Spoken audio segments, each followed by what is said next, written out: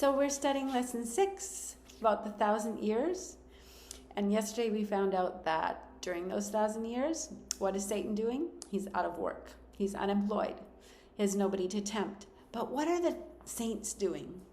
We know from our lesson 4, I believe it was, that when Jesus comes, the righteous living and the resurrected righteous go with him to heaven. What are they doing in heaven? We see from our memory text, and I saw thrones, and they sat upon them. Whenever we see these thrones that are cast down and judgment was given unto them, it's a judgment scene. And it says, I saw the souls of them that were beheaded for the witness of Jesus. So now, John, he sees these thrones and a judgment scene, and he sees souls. What are souls? Are these spirits up there in heaven? No, if we remember from our lesson, a soul is a body plus life, the breath of God. That's a soul. It's a person. So John is seeing faithful souls, those who were martyred, they were beheaded, those who did not worship the beast nor his image, they did not receive the mark of the beast in their forehead or in their hands. They live and reign with Christ 1,000 years. So they are judging. What are they judging during these 1,000 years? Because there's been a judgment to separate the sheep and the goats, the saved and the unsaved. The saved are in heaven. The unsaved are dead on the earth, right? So what are they judging? If we look at the 1 Corinthians 6, 2 and 3, the Apostle Paul reminds the Corinthian church, they are squabbling. They are taking each other, brother and sister, they're taking each other to court. Like, hey, he overcharged me, or he sold me a chariot and the wheels fell off. He defrauded me in a sale. It's stuff like that. They were going to worldly courts, civil courts, right? And Paul writes to them and he says, what is it with you, brethren? Don't you realize that in heaven you're going to judge angels and you're going to judge the world, and you can't take care of these issues among yourselves? You have to go to the world, to civil law. You need to learn how to settle things as family of God. And so the judgment that it's talking about here is the judgment of the fallen angels and of the wicked who are dead on the earth. And Satan and the fallen angels who are just wandering up and down the earth. They have nothing to do but contemplate their lives. And so the righteous sit with Christ, with God. The books are opened in heaven, and all questions are answered at this time. Any appeals are made right now. Why is my pastor not here? Why is my mother not here? And the books will show the record of their secret lives. God is about transparency.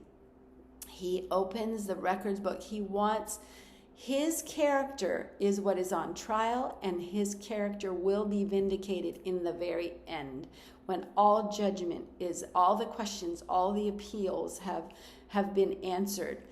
And so at this time, everything is made plain to every single person in the universe, every being of the universe. And so when this task is done, what happens? Let's go to the next question. It says that in Revelation 21, verse 2 and 10, that the new Jerusalem comes down out of heaven to this earth now.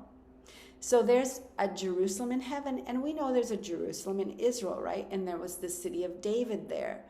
And a lot of Christian people think that, the temple is going to be rebuilt and Jerusalem is going to be the headquarters of God's kingdom. It is, but not that Jerusalem. The Bible makes it very clear it's the Jerusalem that is from above, that in Galatians 4:26, Paul calls it Jerusalem from above, that is free, which is the mother of us all. It is the place that Jesus is preparing for us. It is our home, our heavenly home, the home of the saints. It is not Jerusalem that is on this earth. And at this time, when the New Jerusalem comes down, and God the Father and the angels and Jesus and the saints, they all come down. This is what I like to call the third coming, because it's after the millennium. The second coming is before the millennium, when the saints go up to heaven. And now there's a prophecy in the book of Zechariah, an Old Testament prophet, and this verse applies to the third coming of Jesus, and you'll see why here. It says, "The Lord my God shall come, and all the saints with thee." They can only come with him if they've been with him.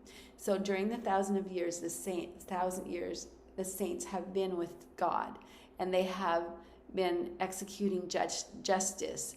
And the sentencing phase of judgment has taken place and been verified, and all questions answered and agreed upon. And so this is what has happened at this time. And when Jesus comes back this time, he touches the earth, the Mount of Olives, with his feet, and the earth splits in 4 directions, and the city of God settles on the great plain that is cleared for the city. And tomorrow we find out what happens next.